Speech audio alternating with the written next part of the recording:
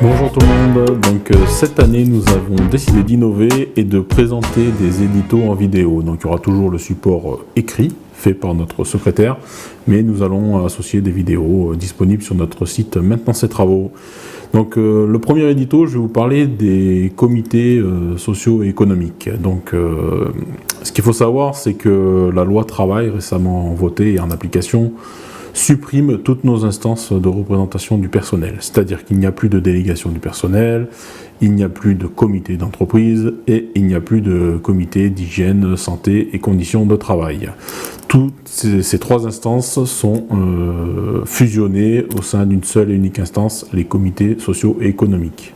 Donc actuellement se mènent des négociations, donc je ne vais pas trop y revenir dessus, parce qu'honnêtement, vu les propositions dans l'entreprise, ça n'en vaut pas la peine. C'est-à-dire qu'on s'oriente vers une suppression de 80-90% des représentants du personnel, ce qui est clairement pas acceptable. Je vais plutôt vous parler du projet d'accord qui est unanime, porté par l'ensemble des organisations syndicales représentatives dans l'entreprise. Cet accord permet un découpage des comités socio-économiques au niveau, grosso modo, des régions, ce qui correspondrait à nos bassins d'emploi et ce qui correspondrait à l'activité de notre entreprise. Il permettrait également de gérer la partie économique, bien sûr, mais également nos activités sociales et culturelles. On prévoit également des représentants du personnel en proximité, donc dans nos établissements, qui auraient la charge de porter les réclamations de chacun, un peu comme le fait aujourd'hui nos DP. Et nous prévoyons également des commissions santé au niveau des unités opérationnelles, un peu comme le découpage de nos CHSCT actuels.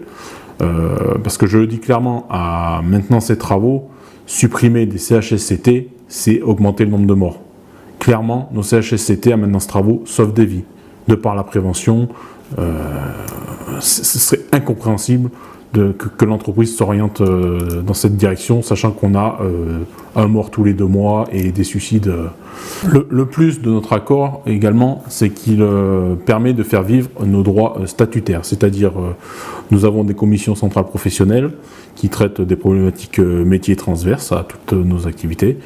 Et nous avons également le droit le plus classique et le plus connu de chacun d'entre nous, c'est-à-dire la commission de notation. Jean Auroux disait « L'expression des salariés est un atout pour nos entreprises ». Clairement, nous le pensons encore aujourd'hui, donc nous espérons que l'entreprise reviendra à la table des négociations je dirais avec de meilleures intentions et surtout des propositions raisonnables, qui correspondent à celles que nous avons portées, qui sont somme toute raisonnables. Le prochain édito, je vais vous parler de la carte Maintenant c'est travaux, donc celle que chacun d'entre vous a dû recevoir à son domicile. Si ce n'est pas le cas, vous pouvez nous envoyer un mail à contact@ce-mt.fr. Il ne me reste plus qu'à vous souhaiter une bonne journée et à très bientôt.